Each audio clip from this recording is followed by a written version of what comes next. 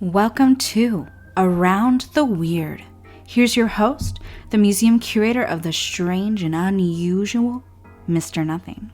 Thank you, mysterious voice, and welcome back to Around the Weird, a booktube channel where I talk about all the unusual and out of the ordinary literature that I found in my travels. Today I want to talk about a book that I read, one that I thought was pretty high quality. I am referring to a book that is about the deaf community and ableism as well. The book is True Biz by Sara Nović, I believe is her the way you pronounce that name, and it was published this year in 2022. For those who don't know, Sara Nović is an American writer who is also deaf. I think she is the first deaf writer that I've talked about on this channel. She's written two books that I know of. The first is Girl at War, which is about a young woman in the former Yugoslavian Republic. And dealing with all of that. And she's also written this book, True Biz. I believe she's also written for a couple blogs here and there, mostly talking about the deaf experience and other ideas of the like. So she's pretty well invested in talking about the deaf experience and ableism and things like that. This is the first book that I read from her, and I would be very interested in checking out some of her earlier work because this book was pretty high quality in my opinion. It's important to note that this book was published in 2022, so it's fairly recent. But my review is going to have spoilers in it because I feel like that's the only way that I can talk about this book. So I am going to recommend it later, so I urge you to go check out this book, read this before you experience my full review here, as I don't want you having anything spoiled if you fully intend to read this book. And if my recommendations are meaningful to you in any sort of way, I'd want to make sure that you read this before I spoiled anything. And so without further ado, I am going to talk about True Biz. I'll do a summary and analysis, and we will move on from there. So True Biz focuses on multiple characters throughout the story. One of the characters is February Waters, the headmistress of the River Valley School for the Deaf, which is in Ohio. It's in a pretty rough part of the state. It's not doing too the part of the state isn't doing too well. And at the start of the story, it's in media res with February Waters being alerted that 3 of her students are missing, and she's just very unhappy about that. And so the story kind of flashes back 6 months earlier when Charlie Serrano, one of the students who went missing, started at River Valley. Charlie has been deaf for quite some time. She has a cochlear implant, but it's been causing her headaches. She has a rough relationship with her parents, who are divorced. She's closer to her father, but her mother seems to have a difficult relationship, but they don't know what to do with one another, and her mom is trying to force all these things upon her that she doesn't want. And ultimately her father got custody in the divorce, and so he's pushing her to go to River Valley. And Charlie begins school there, not really knowing sign language because no one ever taught it to her. She meets Austin, who has been deaf his whole life and comes from a family of deaf parents, except for his father, who is hearing. And they strike up a little bit of a relationship. Meanwhile, February and Mel is her same-sex partner. Their relationship is on the rocks because February has been hanging out with a woman named Wanda, who's one of the teachers at the school. But Wanda is an ex-lover as well, and also, February isn't sharing a lot of stuff about her, and she isn't home as much. And so Mel doesn't really know what to do with her right now. And so their relationship is a focal point throughout the story. And at the beginning of the story, February learns that the district intends to close River Valley as they do not have enough money, which February is very angry about. And even Wanda notes that this is an attempt to force them to acclimate to cochlear implants rather than relying on sign language, which historically people have wanted to end as it's not viewed as a real language. Meanwhile, Austin, whose mother is pregnant, goes to the hospital to be there for the birth of his new sister.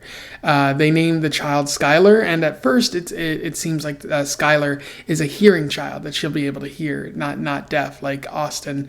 And Austin's father seems to indicate that he's happy that Skylar is healthy, which Austin takes offense to because healthy and implies that only a child who's hearing can be healthy, and so that causes a little rift in their relationship. Although later it is noted that Skylar is actually rapidly losing her hearing, and she may need to rely on implants or hearing aids or stuff like that. Even at one point with Austin's father finding out that the school's going to close, he suggests they get an implant, which again puts Austin at odds with his father because implants are harsh and viewed as not a true solution by the deaf community. Meanwhile, February interacts with her mother. Unfortunately, throughout the story, February's mom eventually dies, but it's seen as rough for February because that's one of her few connections to her mother, who is deaf, and February knows sign language even though she is not deaf. Eventually, Charlie manages to assimilate into school, hanging out with Austin and his group of friends, developing a little bit of relationship, although she has another relationship with a gentleman named Slash, who used to be her drug dealer, and who is now quite an anarchist, and she's interacting with him, helping him upset a few things here and there. She also slightly masters American Sign Language, becoming better and better as the story progresses. And around this time, we also learned that Skylar is hard of hearing because apparently the Austin's family genes are strong enough that it's going to cause a little deafness, even if it is a little bit later. And as the story progresses, other people begin to find out that the school is closing, which really makes Austin mad and upsets a lot of people, although not everyone completely knows about it. And Austin and Charlie and everyone try to figure out ways to basically disrupt the status quo, much in the same way as it's mentioned in the story Gallaudet did when they announced that their new dean or president of the university was going to be a hearing person, a person who could hear things. As the story progresses as well, Charlie begins getting more headaches, which she associates with her implant, her cochlear implant, noting that it's actually not really helping. She passes out a couple times, and even the doctor and her parents aren't really listening to her. And she makes the choice that she's not going to get another implant in the other side of her head because she's learning sign language just fine, and she can communicate without issue. It's just society that is behaving very ableistly. And not really being very helpful in that regard. And she turns to Slash, really Austin and them turn to Slash for figuring out ways to disrupt the status quo, and they decide to stage a protest, or rather they decide to just blow up the Edge Bionics factory, which is where the implants come from, at least for Charlie. But February finds out about this, steps in and says, not right now, don't do this right now, but gives the equipment back to Slash and his friends who are hearing. And I think it's implied that February just doesn't want a vulnerable deaf community to be given the blame for this. And eventually, like a week later, there's a fire at Edge Bionics, implying that Slash and his friends followed through on the effort, and it's seen as some disobedience on their like a protest in their regard. And then, as the story ends, February finally returns home and tries to make amends with Mel, and that's really where the story ends there. In terms of analysis, Sara Nović provides us with quite a bit to think about in this story. One theme that Nović talks about is the relationship between deaf culture and ableism. The ableism associated with those who are deaf, kind of infantilizing the deaf community and not believing that they're capable of doing anything on their own, even though there's many communities out there that are deaf and capable of doing great things. And even a lot of people have argued, especially the deaf community, that that deafness is itself an ethnicity rather than being a disadvantage, which you could make an argument for either way, I think. Although arguing against it is kind of ableist in a lot of ways. But Nović notes that the deaf community is rich in culture. They're expansive. Not everyone is deaf in necessarily the same way. Some people can hear. Some people can't hear anything. Some people rely on hearing aids. It's very very rich and different, and a lot of diversity within this culture. And there's different types of sign language, as Nović notes, that there's American Sign Language, but there's also Black American Sign Language, and a bunch of other varieties of sign language. So any one person who is deaf might not be communicating in the same way as another person. And they're all ultimately capable of doing great things, even if society doesn't view them as capable. I think that's a central message of True Biz, that these people, these folks, they're all capable of affecting great change in the world. But the people around them in society might not see them that way and might take steps to make things even worse for them. In terms of the capability, though, you see it in their intimacy of their language, which Charlie notes at the beginning of the story, like, how can a language that doesn't have the word for be, as deaf culture often lacks some verbs, like, how can there be like no language without being? To which Austin replies that using hand gestures, like, that implies your being. Like, if you point to you and you point to another person, that suggests your existence. So even though, like, it doesn't fully translate in English, like the idea of being there, of being in general, and the intimacy of the language is present in sign language. And there's also jokes, some of which you can only understand if you understand sign language. And people are fully capable of being parents, even if they are deaf.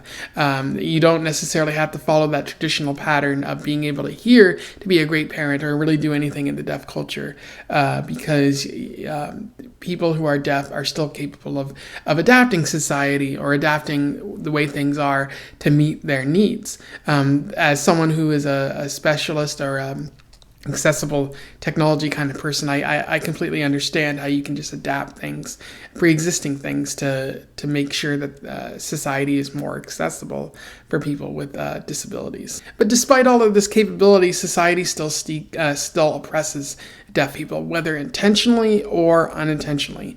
In the school systems, a lot of deaf students just get passed on, and so they're not really learning the same things as other people. It's just the schools don't want to deal with them anymore. Or it might also be the problem that they're put in special education classes when they could really matriculate with everyone else without any issues. But it's just that the schools view them as kind of infantilized or as incapable. And so they don't pass them in the same way. And then, as happens in this story, a lot of deaf schools are stripped of their funding, even though they provide an opportunity for deaf individuals to learn and grow and develop skills that are going to help them later in life. It's seen as extra, and so it can't be funded in the same way. Whether or not that's intentional or not remains to be seen. People like Alexander Graham Bell, which that person is mentioned a lot in this story, basically sought out deaf communities and tried to stop them from passing on their genes and living fulfilling lives, because that would have made deaf seen as normal, and he was all for the eugenics movement and not really letting people who were viewed as inferior pass on their genes. And then you also see this in the medical community, where the medical community's goal is to fix what they view as wrong, and deafness is seen as wrong. So they're constantly offering hearing aids and cochlear implants, even though that might not be what is best for the deaf person. And it's not helped by parents either, as seen in this story where Charlie, like her mom, wants what's best for Charlie, but also doesn't listen to Charlie when she says she's hurting and she's in a lot of pain from these implants. And then religion doesn't help either, as one of Charlie's friends, Elliot, he was deaf and he was fully capable of doing things on his own, but they started going to church, and the deaf community, the pastor was like, we're going to heal Elliot. And in the process, he ended up severely scarring him and making things worse for him. And so, even though religion seeks to help, it's clearly not always out for the best interest of deaf people, as it views deafness as wrong and immoral sometimes, and in need of being fixed. And I guess related to all that is the idea of what do you do when a society does this to you, when it seeks to oppress and eliminate people who are deaf and completely eradicate this kind of culture. The only thing you can do is fight this oppression through protest. Nović mentions the Gallaudet protest that happened, but she clearly sees, and I think she's kind of approving the need to just dismantle the technology that oppresses, like those cochlear implants. So going so far as to be a little anarchical and blow up a bionics factory when people aren't there, mind you. That seems kind of extreme, but sometimes you have to take extreme measures when a group of people seek to oppress a culture. When you fight back against oppression, that is not wrong. Maybe some methods are wrong, but that's me saying that, someone who is not deaf at all. Another interesting idea in this story is the idea of metamorphosis. Charlie is transitioning away from being a hearing person to someone who is truly deaf. It seems like Nović is saying this is the proper path to follow, and that going from being someone who can hear with bionics to someone who can hear using this sign language, because she goes from that point of implants which hurt her to speaking fluently in American Sign Language without too many issues. And anything she doesn't understand in sign language, she can have other people kind of sign in the letters for her. It's not meant to encompass everything, but it does help fill in the gaps here and there. And I believe that the pain of the implants illustrates that shift, how this is no longer fitting for the woman the deaf woman that Charlie is becoming. She's leaving this hearing culture and developing a rift between her mother, because her mother wants her to be part of a culture that's not really accepting of her anymore, and it doesn't fit who she is. And you see that absorption into that deaf culture with her becoming friends with Austin and his friends, and signing more and more and making jokes and just becoming enmeshed in that culture. And there's a really interesting quote that shows how this happened, which I would like to read to you. The joke being that Charlie has long been the deafest one of them all. The electrode array of her CI razored whatever hearing she had left. The joke being that hearing people, in their fear, tried to create cures that only made deafness more absolute. Now that the device is gone, Charlie won't hear the sound her parents wished upon her. Not voices or music, not even the strange ghostly echoes of extremely loud things he himself sometimes hears.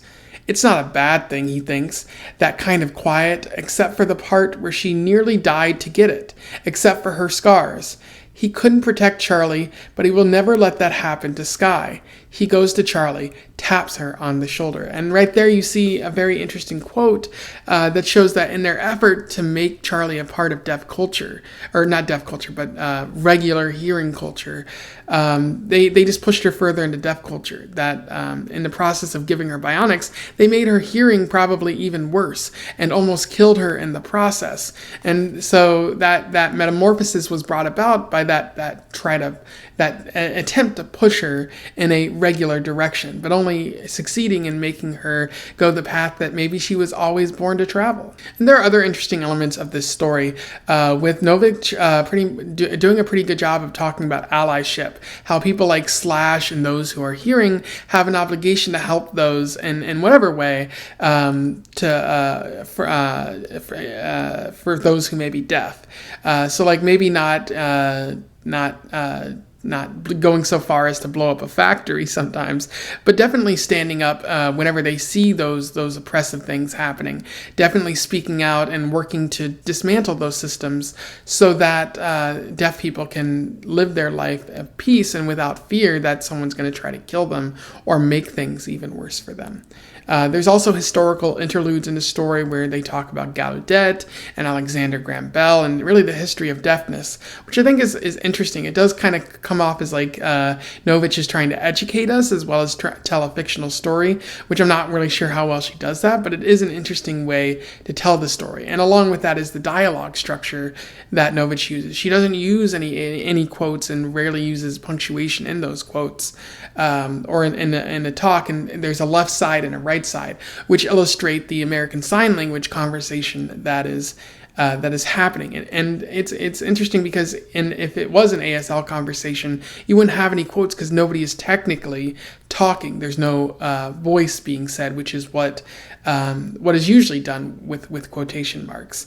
And so I think it really shakes up the story and makes it more interesting, and definitely one of the more unique ways of storytelling that I've seen so far.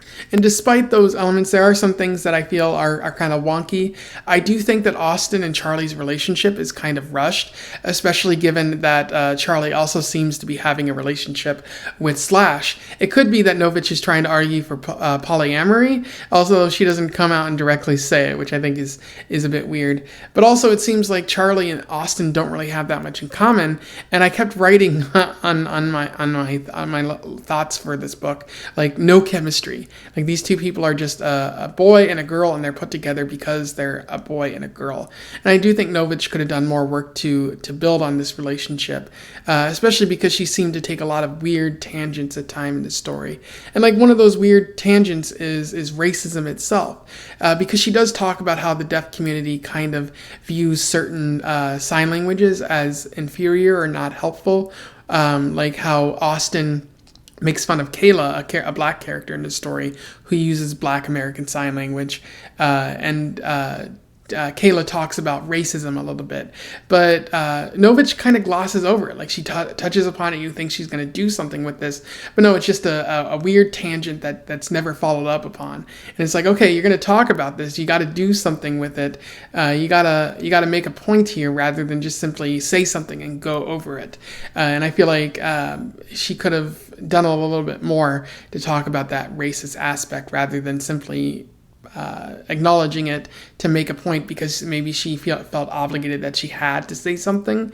But again, like, she has a lot of pages to work with, so she could have done a little bit more there. Anyway, those are my thoughts on True Biz by Sara Nović. A really wonderful book. One that is probably going to end up on my year-end list, and mainly because of the ending. I feel like the ending is really strong, and it makes a clear and concise point, and it doesn't hang back and say, oh, we should work within the system, because sometimes working within the system is dangerous, and it's what is leading to the kind of extinction of sign language and leading to harm towards deaf people, especially with forcing them to wear bionic sort of devices that cause more harm than good. And that applies to really like every community, especially those who are amputees and may be forced to wear equipment that causes more pain than actually helps them out. And this is really a wake-up call for me a little bit, because as someone who works with assistive technology, I know that sometimes I recommend it when a simpler, more societally accepting solution could benefit that person with disabilities. And so this is making me more aware of the individuals that I work with, which is a great aspect of this book, and definitely Sara Nović's attention. So I'm going to say that I recommend this to you out there. I strongly recommend that you go out and read it. It's a really solid book. And again, yeah, it's probably going to end up on my year-end list. So if you read this before, you simply want to comment on something I said here, do so below. Let's have a discussion about TrueBiz. Otherwise, don't forget to like, share, and subscribe so that more people can find out about this author and this book if they do not already know. And until then, I wish you the best of luck in your weird travels, and remember that anyone who is ableist is probably not good in bed. Farewell.